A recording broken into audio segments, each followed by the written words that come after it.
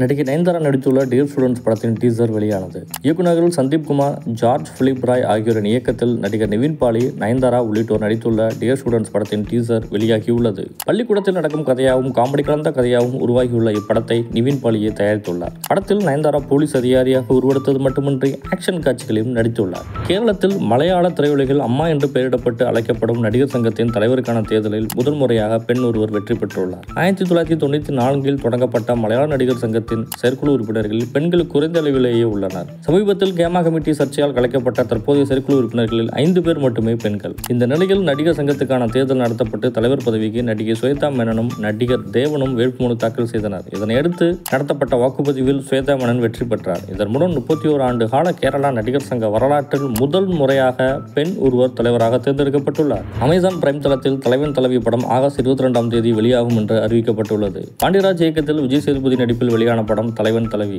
வசூல் ரீதியாக பெரும் வரவேற்பை பெற்றது. தமிழகத்தில் மொத்த வசூலில் ரூபாய் 50 கோடியை கடந்து சாதனை புரிந்தது. தற்போது இப்படம் ஆகஸ்ட் 22ஆம் தேதி அமேசான் பிரைம் OTT தளத்தில் வெளியாகும் என்று அறிவிக்கப்பட்டுள்ளது. நடிகை மிர்னால் தாக்கூர் இந்தி மற்றும் தெலுங்கு படங்களில் நடித்து வருகிறார். சில வருடங்களுக்கு முன் நடிகை பிபாசா பாசு பற்றி அவர் பேசிய வீடியோ சமூக வலைதளங்களில் வைரலானது. அதில், நான் பிபாசா பாசுவை விட நன்றாக இருக்கிறேன், ஆண்களைப் போல தசைகளை கொண்டவரை திருமணம் செய்து கொள்ள வேண்டுமா, பிபாசா பாசு இருக்கிறார் என்று அவரை உருவகேலி செய்யும் விதமாக பேசியிருந்தார். இது சர்ச்சையானது. பெண்கள் உடல் ரீதியாக வலிமையாக இருக்கக்கூடாது என்ற முட்டாள்தனமான சிந்தனையை மாற்றுங்கள் என்று இதற்கு பதிலளித்துள்ளார் பிபாசா பாசு. சினிமா வட்டாரங்களில் இது பரபரப்பை ஏற்படுத்தியது. இதை அடுத்து மிர்னால் தாக்கூர் தனது பேச்சுக்கு வருத்தம் தெரிவித்துள்ளார். தனது இன்ஸ்டா ஸ்டோரியில் அவர் எனது 19 வயதில் பல முட்டாள்தனமான விஷயங்களை சொல்லியிருக்கிறேன். அழகு எல்லா வடிவங்களையும் வருகிறது என்பதை காலப்போக்கில் புரிந்து கொண்டிருக்கிறேன் என்று தெரிவித்துள்ளார். ரஜினிகாந்த் நடிப்பில் லோகேஷ் கனகராஜ் இயக்கியுள்ள படம் கூலி. ரஜினியின் 171வது படமான இதில் சத்யராஜ், நாகார்ஜுனா, ஷோபின் ஷாகிர், ஸ்ருதிஹாசன், உபேந்திரா என பலர் நடித்துள்ளனர். இந்தி நடிகர் ஆமீர் கான் இதில் கௌரவ வேடத்தில் நடித்துள்ளார். இந்த படம் ஆகஸ்ட் 14ஆம் தேதி ரிலீஸ் ஆகி ஓடிக்கொண்டிருக்கிறது.